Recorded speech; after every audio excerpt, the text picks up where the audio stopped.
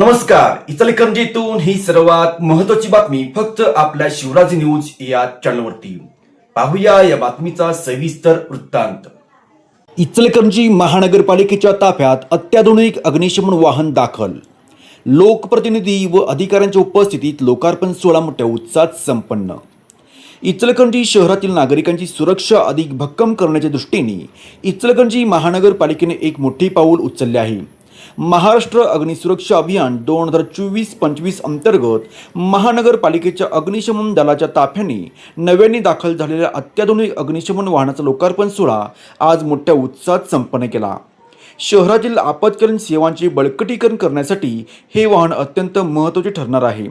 या विशेष सोहळ्याला प्रमुख उपस्थिती म्हणून माननीय आमदार डॉक्टर राहुल आवाडे, महापौर उदय धातुंडे, आयुक्त पल्लवी पाटील आणि माजी वस्त्रोद्योग मंत्री प्रकाश आवाडे उपस्थित होते. तसेच अतिरिक्त आयुक्त सुषमा शिंदे, दिलीप मोते यांच्यासह महानगरपालिकेचे सर्व पदाधिकारी, माजी नगरसेवक, विविध क्षेत्रातील मान्यवर मोठ्या संख्येने उपस्थित होते.